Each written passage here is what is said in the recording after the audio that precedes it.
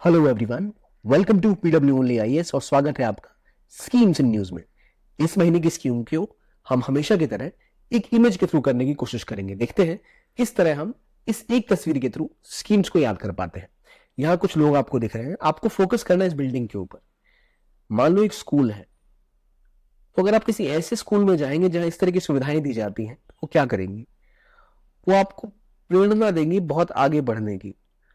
प्रेरणा नाम की एक स्कीम है जो लॉन्च की गई थी। तो प्रेरणा स्कीम क्या है, एजुकेशन से संबंधित है, उसकी क्या एलिजिबिलिटी है, क्यों लॉन्च की गई, पहले वो समझेंगे। प्लस यहाँ कुछ किसान आपको दिख रहे हैं जो अपनी फसलें बेचना चाहते हैं। इनकी फसलों को बेचने के लिए जिनको इसको ग्रो करना है, क्रॉप को फसल जब ग्रो कर रहे होंगे उसके लिए इनपुट्स लगे होंगे। इनपुट्स में आपको सीड्स हो गया, फर्टिलाइजर हो गया, उसके लिए कोई इनको भरोसा मिलना चाहिए। तो ऋतु भरोसा स्कीम वो न्यूज में है। तीसरा, कई लोग आपको दिख रहे हैं जहां पर छोटे मोटे अपने ठेले या अपनी टेबल लगा के माइक्रो बिजनेस कर रहे हैं छोटे लेवल पर, तो इनको माइक्रो फाइनेंस की सुविधा भी चाहिए। तो इस माइक्रो फाइनेंस को लेकर कोई स्कीम थी रिसेंटली जो न्यूज में रही। इवेंचुअली अगर आप और गौर करो तो यहाँ आपको गाड़ियां भी दिख रही होंगी, कुछ बिजनेसमैन भी जा रहे हैं। तो ये एक्सपोर्ट्स करते हैं भारत से किसी और देश में, तभी एक्सपोर्ट से उनके पास बिजनेस बनता है। एक्सपोर्ट्स पे लेकर क्या स्कीम्स है जो एक्सपोर्ट कर पाए? यहाँ एक व्यक्ति ने लैपटॉप के ऊपर अपनी स्क्रीन के ऊपर कोई एक इंटरफेस दिखा रहे हैं। हो सकता है कि ऐसे व्यक्ति हैं जो ये देखते हैं कि यहाँ पे सड़कें काम कैसा चल रहा है, सुचारू रूप से चल रहा है या नहीं, वो देखने के लिए इसी इंटरफेस का इस्तेमाल करते हैं। तो क्या कोई ऐसा इंटरफेस लॉन्च हुआ है या कोई ऐसा प्लेटफॉर्म लॉन्च हुआ है चीजों को एक साथ टैकल करने के लिए, देखने के लिए? तो ये सब लॉन्च हुआ है और ये सब चीज अब मेरे स्कीम्स को हम कवर करेंगे इस वीडियो में। तो चलिए एक एक करके पढ़ते हैं और फिर वापस आएंगे इसी जगह पे और जानेंगे कि हम सही भी जा रहे हैं या नहीं। सबसे पहले ऋतु भरोसा, ये एक स्कीम है जो तेलंगाना में असल में लागू हुई थी। तेलंगाना के बाद ये दूसरी देश भर में प्रचलित हुई और इसको भारत में भी एक तरह से कह सकते हैं पीएम किसान जब लॉन्च किया गया तो वहां पर इसको इस तरह से लॉन्च किया गया था। अब सबसे पहले बात आती है क्या कहानी थी इसमें। यहां पर ऋतु भरोसा तेलंगाना में था और इसके ऊपर इलेक्शन कमीशन ने कहा था कि लोकसभा इलेक्शन के टाइम में जो अमाउंट आप दे रहे हैं किसान को, उस पर रोक लग जानी थी। इस पहले ऋतु भरोसा स्कीम का नाम पहले था ऋतु बंधु स्कीम। और ये किसको भरोसा दे रही है? तो किसानों को। यानी प्रति एकड़, अगर आप एक किसान है, आपके पास जितनी एकड़ जमीन है, हर एक एकड़ जमीन पर आपको 5,000 रुपए प्राप्त होते हैं और इसमें कोई लिमिट नहीं है। तो छोटे फार्मर्स जो है उनको बहुत फायदा मिलता था।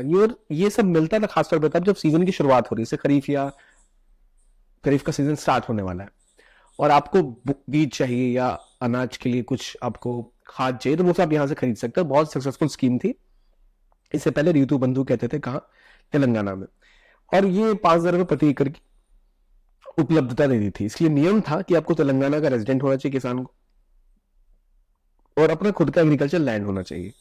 सभी किसान इसमें एलिजिबल थे, मार्जिनल स्मॉल फार्मर्स जो इन जंगल में वो भी, लेकिन उनको अपना रिकॉर्ड ऑफ फॉरेस्ट राइट दिखाना पड़ता था।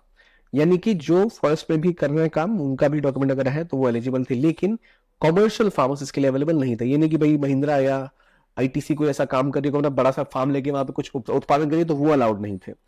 कॉन्ट्रैक्ट है, टेनेंट फार्मर्स है, तो वो भी इसके लिए एलिजिबल नहीं थे। तो वो भी एक दिक्कत की बात है कि अक्सर जो फार्मिंग होती है ना, जो बड़े फार्मर्स होते हैं वो अपने फार्म्स को रेंट पे दे देते हैं किसी को और फिर वो आकर वहां पे काम करता है। तो यहाँ जो जमीन वाला है उसको फायदा हो गया, जो असली किसान है जिसके ऊपर किसानी कर रहा है, खेती कर रहा है, उनको फायदा नहीं मिल रहा था। ये एक क्रिटिसिज्म भी था। जैसे मैंने बोला, नेशन भर में पीएम किसान योजना भी लॉन्च की गई थी जहां कैश इंसेंटिव्स किसान को इसी तर्ज पर दिए जाते हैं। ऋतु भरोसा क्या है पता लग गया। इसका नाम ही पहले ऋतु बंधु था। कहां है? तेलंगाना में।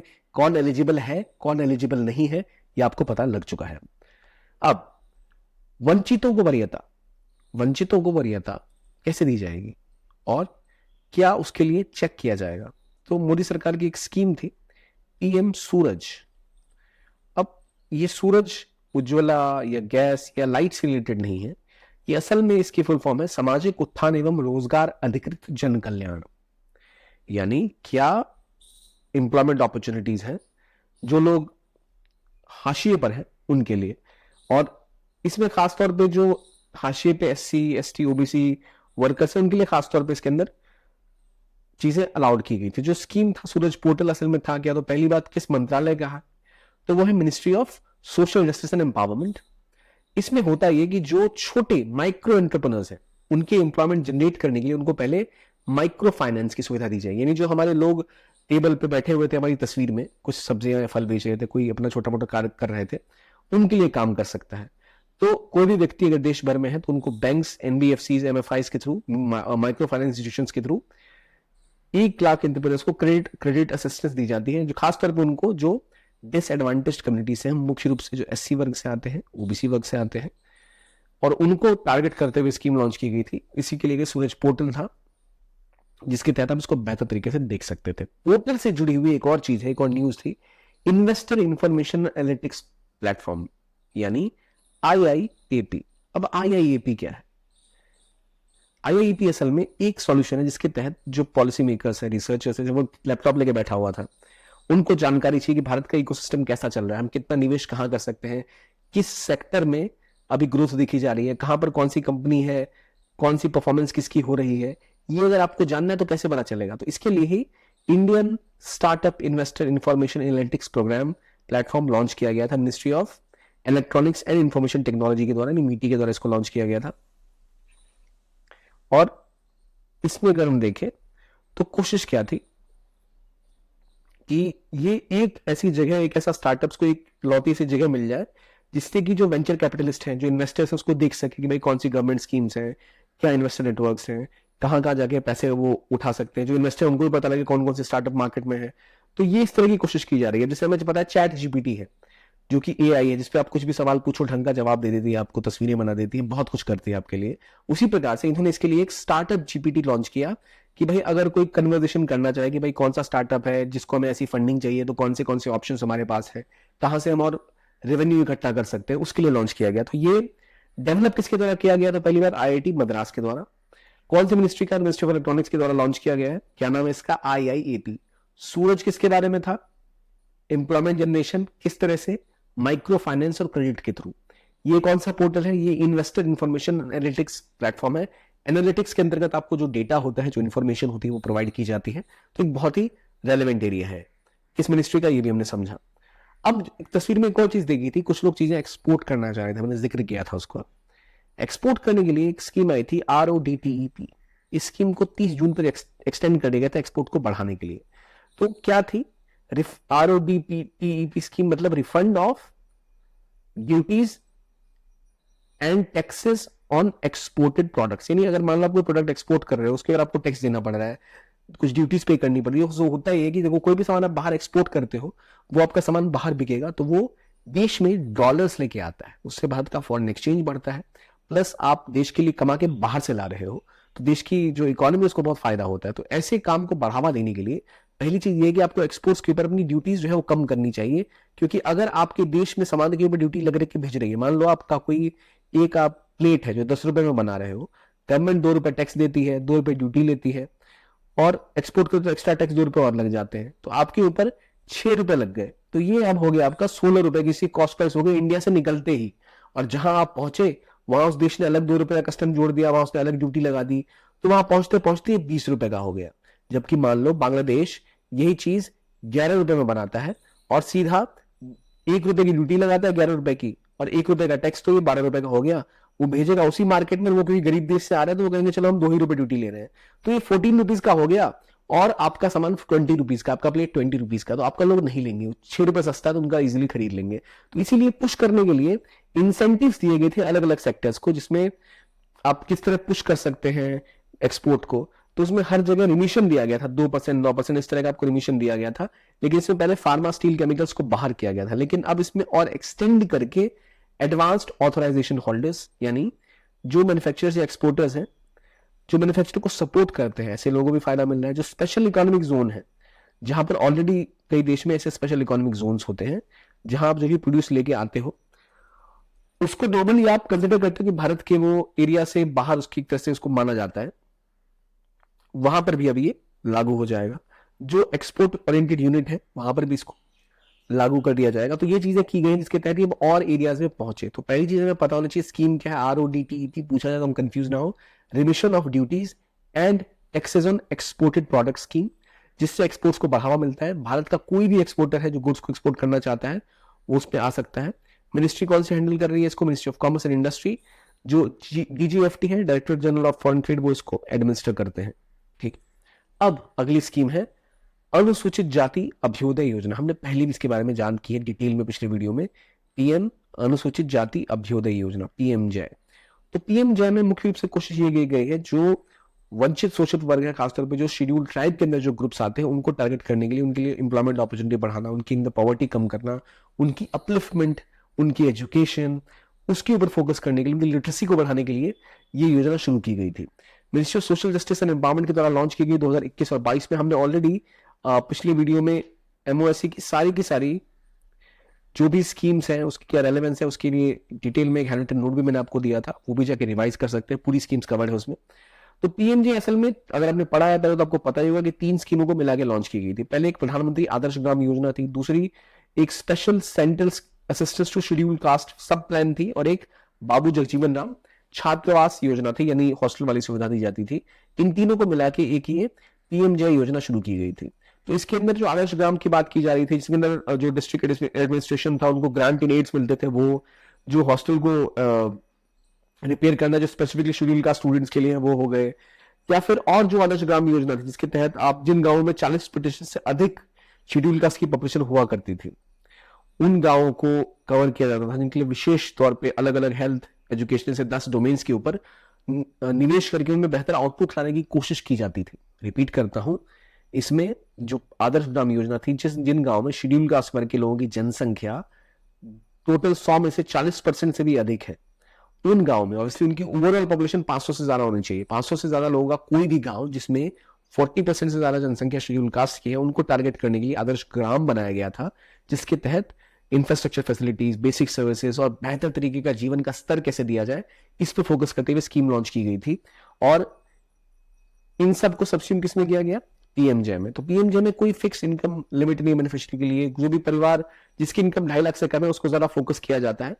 यहाँ पर एससी वुमेन और डिसेबल्ड को फोकस करते हुए वहां पर और ज्यादा ग्रांट इन इलाकों के अलग से लिखे गए हैं कि स्किल डेवलपमेंट का काम हो, एंटरप्रेन्योरशिप का काम हो, स्किल एनहांसमेंट का काम हो, स्कूल एजुकेशन को पुश करने का काम, वो सब इस स्कीम के अंतर्गत किया जाता है, जो उनका फोकस रहा है। ये हो गई आपकी पीएम जय स्कीम। ठीक है, नाम से क्लियर है, मैंने पहले भी बताया, डिटेल में हमने पिछले वीडियोस को ऑलरेडी कवर कर रखा है। अब आगे बढ़कर बात करते हैं उस स्कूल की जिसकी मैं बात कर रहा था, वो है प्रेरणा। प्रेरणा एक नई एक तरह से कोशिश है मिनिस्ट्री ऑफ एजुकेशन की, जिससे हम इनोवेशन और ट्रेडिशन का इस्तेमाल करके बेहतर एक लर्निंग प्रोग्राम बना सके।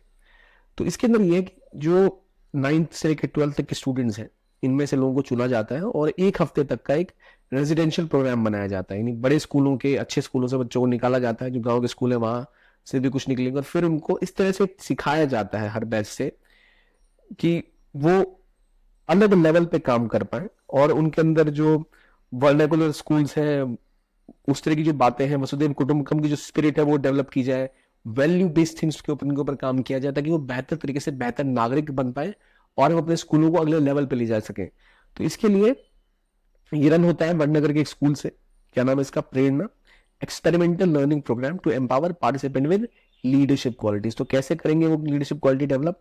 वैल्यूज के ऊपर फोकस करते हुए, टेक्नोलॉजी के ऊपर फोकस करते हुए, और इन सभी एरियाज पे फोकस करते हुए, डाइवर्सिटी के ऊपर फोकस करते हुए हम अपने स्टूडेंट्स को बेहतर स्टूडेंट्स बनाएंगे। तो प्रेरणा प्रोग्राम मिनिस्ट्री ऑफ एजुकेशन के द्वारा लॉन्च किया गया था। अब जैसे हमने बात की एमपी लैड्स की, तो एमपी लैड्स क्या है? उनका एक ई साक्षी मोबाइल एप्लीकेशन है, जिसके तहत एमपी लैड, पहली बात होता गया, तो एमपी लैड मतलब हो गया member of parliament local area development scheme. अब देखिए, पार्लियामेंटेरियन जो होता है ना, सांसद, उनका काम होता है लॉ बनाना। उनका काम ये नहीं होता कि क्या काम नाला बनाया, नहीं रोड बनाया, नहीं, उनकी जिम्मेदारी नहीं होती मुख्य रूप से ये, लेकिन लोग उनसे उम्मीद करते हैं। तो इसलिए पहले बात की कि हर सांसद को हम मान लो 2 करोड़ से 5 करोड़ तक का पैसा देंगे कि भाई वो अपने सांसदीय क्षेत्र में कार्य करवा सके। तो वो होता है एमपी लैड। तो एमपी लैड को लेकर एक e Sakshi mobile application launch की है। किसने? तो मॉस्पी ने, ministry of statistics and programme implementation, जिसके तहत जो एमपीज हैं वो देख सकते हैं और प्रपोज कर सकते हैं कि भाई क्या जो प्रोजेक्ट्स इसके अंदर चल रहे हैं स्कीम के अंदर, उनका क्या स्थिति है, उससे क्या सीख सकते हैं और क्या क्या ओपन है वेन्यूज उनके लिए। तो एक सेंट्रल सेक्टर स्कीम जो एमपी लैड हुआ करती थी कि भाई ये पानी हो गया, एजुकेशन हो गया, इंफ्रास्ट्रक्चर बेसिक हो गया, इसके ऊपर काम किया जा सके। तो 15% जो आपका एमपी लैड का होता है इन्वेस्टमेंट, वो होना चाहिए शेड्यूल कास्ट पॉपुलेशन के ऊपर, 7.5% फॉर एसटी पॉपुलेशन के इलाकों के लिए, और ये नॉन लैप्सेबल होते हैं। अगर मनी यूटिलाइज नहीं हुआ तो अगले साल आपको मिल जाता है। और डिस्ट्रिक्ट अथॉरिटी कम से कम जितना काम हुआ है उसके 10% को वो चेक जरूर करते हैं, क्या स्थिति है, क्या हाल हो रखा है, कहां पर क्या स्थिति है, ये जानने के लिए वो काम जरूर करते हैं। तो इसलिए एमपी लैड्स का ये जो एप्लीकेशन है ये सांसदों को बेहतर तरीके से प्रिपेयर करेगा कि वो कहाँ पर है, किस स्थिति में है, कहाँ उनको और कार्य करना चाहिए, इन सभी चीजों के बारे में उनको और जागरूक करेगा, उनको और प्रिपेयर करेगा। ये कोशिश होगी MP LADS e Sakshi mobile application की। तो ये हमने जाना कि भाई ये सारी चीजें क्या है। अब आते हैं अपने प्रमुख एरिया के ऊपर, अपने तस्वीर के ऊपर, जाने हमें कितना याद है और कितना नहीं।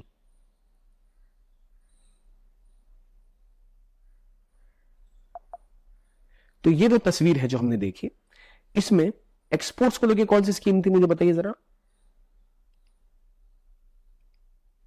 और ये तो बंधु स्कीम का नाम अब क्या हो चुका है, ठीक है। प्रेरणा, ये किस चीज के ऊपर काम करती है, प्रेरणा स्कीम। प्लस इतना ही नहीं, मैंने आपको बोला कि माइक्रो फाइनेंस इंस्टीट्यूशन की बात की क्या है, पीएम जय क्या है। तो हर सेक्टर के लिए जो हर व्यक्ति बैठा है, इसके लिए क्या सुविधाएं थी जो न्यूज में, और क्या उसमें बदलाव किए गए, क्या चेंजेस किए गए। आई होप हम अभी तस्वीर देखेंगे तो आपको सारी उस स्कीमें याद आ जाएंगी। पीएमजे क्या है, ठीक है। एक्सपोर्ट सेक्टर बढ़ाने के लिए हमने किस चीज के ऊपर फोकस किया गया। प्रेरणा स्कीम क्या है, बेहतर लीडरशिप डेवलप करने के लिए 9 से लेकर 12 तक के बच्चों के लिए, ठीक है। ऋतु बंधु स्कीम का नाम ऋतु भरोसा हो गया, क्या लेवल है, क्या एलिजिबिलिटी है उसके लिए, ठीक है। एक्सपोर्ट्स को बढ़ावा देने के लिए हमने क्या और चेंजेस किए गए, SEZ के इसके अंदर आता है या नहीं आता है, स्पेशल इकोनॉमिक जोन्स अब तो आने लग गए। तो जो बदलाव किए गए वो कौन कौन से हैं, कौन से पोर्टल लॉन्च किए गए। जो व्यक्ति यहाँ मोबाइल से पोर्टल दिखा रहा है, एमपी लैड का एप्लीकेशन ई साक्षी, एक तो वो है जो साक्षी बनाता है कि एमपी लैड में क्या काम हो रहा है, नहीं हो रहा है। एक और इनोवेशन के लिए, स्टार्टअप्स के लिए कुछ लॉन्च किया गया था, वो क्या था, स्टार्टअप एआई शुरू किया गया था, वो क्या था। तो स्टार्टअप जीपीटी की बात मैंने करी, वो किससे संबंधित है। इस तरह के सवाल अपने आप से पूछते हैं अगर आप, और जवाब दे पाते हैं, तो यानी आपने इस वीडियो का सब कुछ कवर कर लिया और आपको स्कीम्स याद हो चुकी है। तो ये थी आज की डिस्कशन। आई होप आपके लिए अच्छी लगी हो। अपनी फीडबैक आप कमेंट सेक्शन में डाल सकते हैं। इस वीडियो को देखने के लिए बहुत बहुत धन्यवाद। Have a nice day and keep watching PW Only IAS।